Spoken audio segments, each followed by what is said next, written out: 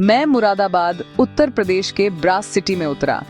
जैसे ही भोर की पहली किरणें क्षितिज पर फैलने लगीं। यह एक ऐसा शहर है जो अलार्म घड़ी से नहीं बल्कि दूर से आती अजान की आवाज से और हजारों हथौड़ों की हल्की लयबद्ध आवाज से जागता है। ट्रेन की खिड़की से दुनिया गेरू और सोने के रंगों में रंगी हुई थी। शहर धीरे धीरे खुल रहा था, एक दूसरे से सटे सपाट छत वाले घरों का एक ताना बाना। उनकी परछाइयां चमकते आसमान के खिलाफ तेज दिख रही थीं और दूर रामगंगा नदी थी। रामगंगा ने सुबह के सूरज को पिघले हुए सोने की तरह पकड़ा। यह सिर्फ एक प्रतिबिंब नहीं था, ऐसा लग रहा था जैसे नदी खुद तरल प्रकाश थी, खजाने की एक बहती नस जिसने सदियों से इस शहर को पोषित किया है। सतह चमक रही थी, एक रेशमी कपड़ा हवा के हर झोंके के साथ लहरा रहा था। हर लहर प्रकाश और छाया की एक छोटी क्षणभंगुर कृति थी। यह एक ऐसा दृश्य था जिसने शांति की मांग की, शुद्ध मिलावट रहित सुंदरता का एक क्षण जिसने आपको उस शोर और हलचल को भुला दिया जो निश्चित रूप से इसके किनारों से परे गलियों में उठ रही थी। यह शहर के दिल में छिपे जादू का एक वादा था, पिघला हुआ सोना। और इस सुनहरी जागृति पर निगरानी रखते हुए हर एंटीना और मुंडेर से कौवे थे। वे छतों पर कतारबद्ध थे, एक उज्जवल पृष्ठ पर काले अल्प विराम, एक नए दिन की शुरुआत को विराम देते हुए। वे शहर के प्रहरी हैं, इसके सबसे पुराने निवासी हैं। उनकी आवाजें तेज और समझदार सुबह की धुंध को चीरती हैं। वे सिर्फ पक्षी नहीं थे, वे शहर की वास्तुकला का हिस्सा थे, उतने ही स्थायी थे जितने कि वे ईंट और टिन जिन पर वे बैठे थे।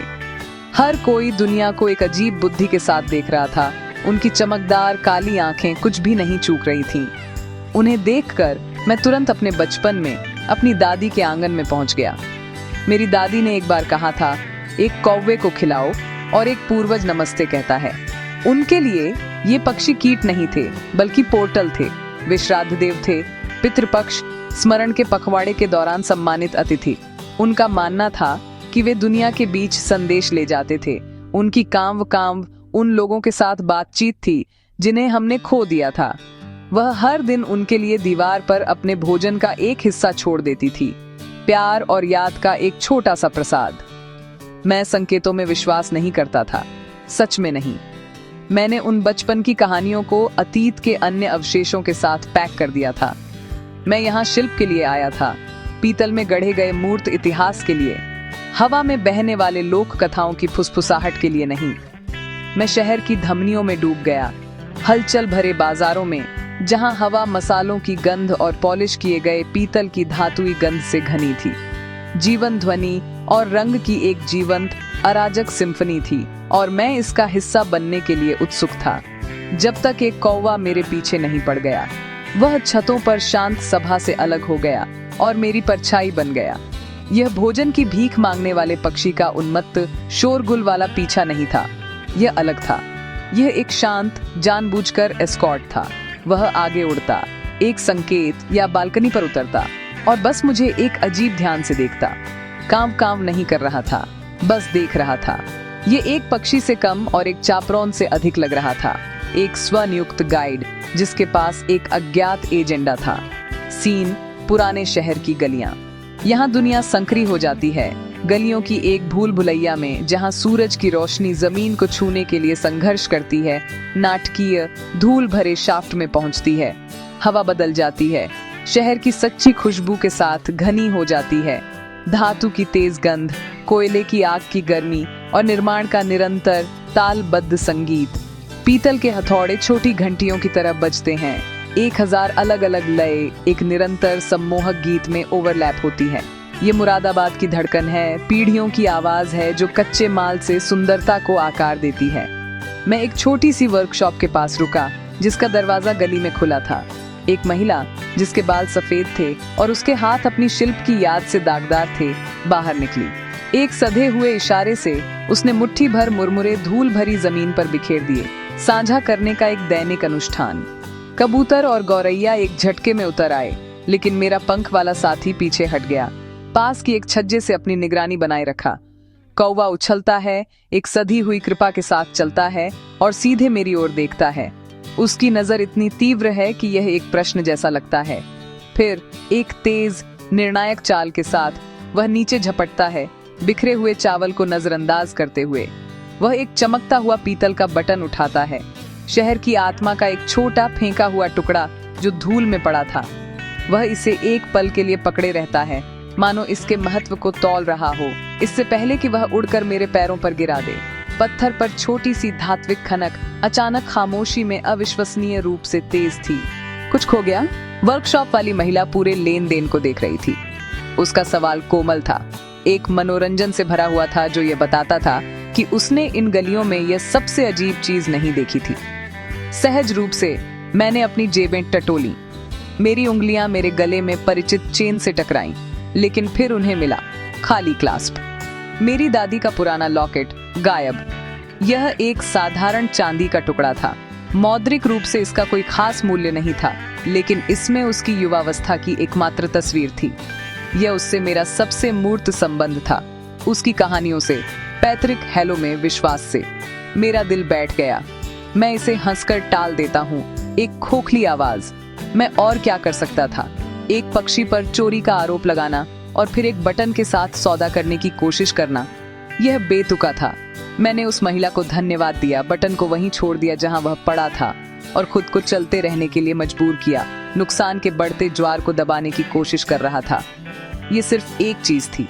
चीजें खो जाती हैं, लेकिन मेरे कदम भारी लग रहे थे। लेकिन कौवा मुझसे खत्म नहीं हुआ था। वह आगे बढ़ता है, एक शांत अंधेरा तीर उज्जवल आकाश के खिलाफ, और एक बालकनी रेल पर उतरता है, यह सुनिश्चित करने के लिए अपना सिर घुमाता है कि मैं देख रहा था। वह इंतजार करता है। अब कोई गलती नहीं थी। यह एक निमंत्रण था, एक बुलावा। मेरे मस्तिष्क का तर्क संगत हिस्सा संयोग चिल्लाया, लेकिन मेरे अंदर का वह हिस्सा जो दादी की कहानियों के साथ बड़ा हुआ था, एक खिंचाव महसूस किया, जिज्ञासा का एक धागा जिसे मैं अनदेखा नहीं कर सका। मैं उसका पीछा करता हूँ। मेरी शंका एक अजीब उभरते हुए विश्वास के सामने झुक जाती है। मेरे पैर अपने आप चलते हैं। मेरी आंखें मेरे पंख वाले मार्गदर्शक पर टिकी हैं। बाईं ओर एक इतनी संकरी गली में कि मैं दोनों दीवारों को छू सकता था। दाईं ओर एक आंगन में जहां बच्चे खेल रहे थे। कौवे ने मुझे शहर के छिपे हुए रास्तों से एक चक्करदार जटिल नृत्य में ले गया। हम उन गलियों से गुजरे जहां इलायची चाय की खुशबू आ रही थी। मीठी मसालेदार सुगंध धातु की धूल की हमेशा मौजूद गंध के साथ मिल रही थी। ये सभी इंद्रियों के लिए एक यात्रा थी, मुरादाबाद की आत्मा में एक गहरा गोता, सबसे अप्रत्याशित टूर गाइड द्वारा निर्देशित। आखिर में गलियों की भूल भुलैया खुल गई और हम नदी के घाट पर रुक गए। सुबह का पिघला हुआ सोना एक कोमल दूधिया सफेद रंग में बदल गया था। यहाँ एक सफेद कुर्ते में एक बुजुर्ग व्यक्ति पानी में घुटनों तक खड़ा था, अपनी सुबह की रस्में निभा रहा था। कौवों का एक छोटा झुंड चुपचाप सीढ़ियों पर इकट्ठा हो गया, उसे शांत श्रद्धा से देख रहा था। मेरा कौवा उनसे जुड़ गया, अपने भाइयों के बीच अपनी जगह पाकर। पितृपक्ष? मैंने पूछा। मेरी आवाज नरम थी। उस पल की पवित्रता को परेशान नहीं करना चाहता था। उसने सिर हिलाया, उसके चेहरे पर एक शांत मुस्कान थी। हम अपने बड़ों को खाने के लिए आमंत्रित करते हैं, उसने बस समझाया, चावल और तिल के बीच का एक छोटा सा प्रसाद आगे बढ़ाते हुए। यह मेरी दादी के शब्द थे, जो रामगंगा के किनारे एक अजनबी द्वारा मुझे सुनाए गए थे। तभी मेरा कौवा सीढ़ियों से नीचे उतरता है। वह भोजन के प्रसाद को पार करता है और पानी के किनारे एक छोटे नम कपड़े के बंडल पर चोंच मारता है। वह एक बार, दो बार, एक तेज लगातार आवाज करता है, इससे पहले कि वह आखिरी बार मेरी ओर देखे। मैं सावधानी से पास गया और घुटनों के बल बैठ गया। जब मैंने नम कपड़े को खोला तो मेरी उंगलियां कांप रही थीं। अंदर मेरा लॉकेट। शायद मैं अपनी सैर पर कहीं रेलिंग पर झुकते समय क्लास्प टूट गया होगा और यह अननोटिस्ड रूप से पानी के पास छोड़े गए इस बंडल में गिर गया था। ये सुरक्षित था, ये यहीं था। मुझे नहीं पता कि हंसूं, रोऊं या ब्रह्मांड से माफी मांगूं। भावनाओं की एक लहर मुझ पर छा गई। राहत इतनी गहरी थी कि यह दुख जैसी महसूस हुई और आश्चर्य का एक चक्करदार एहसास। मैंने अपने गाइड को खोजने के लिए ऊपर देखा, लेकिन वह गायब हो गया था। झुंड में वापस पिघल गया था, उसका काम हो गया था। मैंने लॉकेट को कसकर पकड़ा। ठंडा धातु मेरी हथेली में एक ठोस आश्वस्त करने वाला वजन था। बाजार में वापस दुनिया अलग, ब्राइटर महसूस हुई। मैंने एक पॉलीथीन मुरमुरे का पैकेट खरीदा और एक शांत जगह ढूंढी। मुझे ज्यादा इंतजार नहीं करना पड़ा। एक कौवा पास में उतरा। क्या वह वही था? मैं पक्का नहीं कह सकता था। इससे फर्क नहीं पड़ता था। मैंने अपना हाथ बढ़ाया और मैंने मुरमुरे के एक मुट्ठी भर से पक्षी को धन्यवाद दिया। एक कर्ज चुकाया गया, एक संबंध स्वीकार किया गया। वह अपना सिर झुकाता है, उसकी आंख काले कांच का एक मनका है जो आकाश को दर्शाता है, और एक पल के लिए मैंने हमारे बीच समझ की एक स्पष्ट भावना महसूस की। एक ऐसी नजर जो कहती थी, तुम आखिर समझ गए। उस शाम मैं उस महिला की वर्कशॉप में वापस चला गया जिसकी मुस्कान में सब कुछ पता चल जाता था। लयबद्ध हथौड़ा मारना बंद हो गया था। उसकी जगह फाइलिंग और पॉलिशिंग की नरम आवाजें आ रही थीं। उसने मुझे एक आधा अधूरा लैंप दिखाया जिस पर वह काम कर रही थी। उसका आधार मजबूत था, लेकिन उससे पीतल की नाजुक पंखुड़ियां उग रही थीं। हर एक को हाथ से पीटा और मोड़ा गया था ताकि वह एक नदी के फूल, एक खिलने वाली झलकुंभी जैसा दिखे। उसे एक कहानी चाहिए, उसने यह कहा जैसे उसने एक पंखुड़ी के किनारे पर उंगली फेरी। उसका भाव आमंत्रित करने वाला था। इस तरह के एक पीस का, उसने जोड़ा, एक अतीत होता है। अब इसे एक भविष्य चाहिए, एक नाम। तो मैंने उसे बताया। मैंने उसे दादी और उसके विश्वास के बारे में बताया कि कौवे हमारे पूर्वज थे जो नमस्ते कह रहे थे। मैंने उसे खोए हुए लॉकेट, अजीब शांत गाइड और कुछ ऐसा खोजने की भावना के बारे में बताया जिसे आप हमेशा के लिए खो चुके थे। मैंने उसे कौवों के बारे में बताया जो संदेशवाहक थे, यादों के रखवाले थे, अतीत को वर्तमान से जोड़ने वाले धागे थे। मैंने उसे एक ऐसे शहर के बारे में बताया जो धातु और यादों में गाता है, जहां सामान्य और जादुई के बीच की रेखा पीतल की एक शीट से भी पतली है। उसने सुना, अपना सिर धीरे धीरे हिलाते हुए। उसकी मुस्कान गहरी होती जा रही थी। यह एक ऐसी भाषा थी जिसे वह पूरी तरह से समझती थी। जब मैंने खत्म किया तो एक पल की साझा चुप्पी थी। फिर एक निर्णायक सिर हिलाकर उसने एक छोटा पीतल का टैग लिया और उस पर एक शब्द उकेरा। हमने लैंप का नाम कागा रखा, कौवा।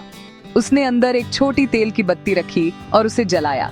जब लौ जलती है तो पीतल की पंखुड़ियां गर्माहट से लाल हो जाती हैं और लैंप वर्कशॉप की दीवारों पर एक कोमल लहराती रोशनी फेंकती है। पीतल की पंखुड़ियां सुबह की रामगंगा की तरह चमकती हैं। एक परफेक्ट सर्कल मेरे दिन के अंत को उसकी शुरुआत से जोड़ता है। लोग इसे संयोग कहेंगे, फॉर्चुनेट एक्सीडेंट्स की एक श्रृंखला, एक कहानी जिसे मैंने एक रैंडम पक्षी पर प्रोजेक्ट किया, और शायद वे सही हैं, लेकिन मैं इसे मुरादाबाद का जादू कहता हूँ। ये एक ऐसी जगह है जहाँ प्राचीन और आधुनिक साथ साथ रहते हैं, जहाँ पुरानी लोक कथाओं का एक आधुनिक दिल है और जहाँ अर्थ सबसे अप्रत्याशित जगहों पर पाया जा सकता है। यह शिल्प का जादू है, यादों का, ध्यान देने का। ये एक ऐसे पक्षी का जादू है जो केवल चमकदार चीजें नहीं लेता, बल्कि कभी कभी, बस कभी कभी, वह आपको वह वापस ला देता है जिसे आप खो रहे थे। ये आपको पता भी नहीं था। सिर्फ एक लॉकेट नहीं, बल्कि आपकी अपनी कहानी का एक टुकड़ा। तो अगर इस शहर में कोई कौवा आपके पास आता है तो उसे भगाओ मत। एक पल के लिए रुको, उसकी बुद्धिमान आंखों में देखो और नमस्ते कहो। आपको नहीं पता, कोई जिसे आप प्यार करते हैं वह भी इसे वापस कह रहा हो सकता है।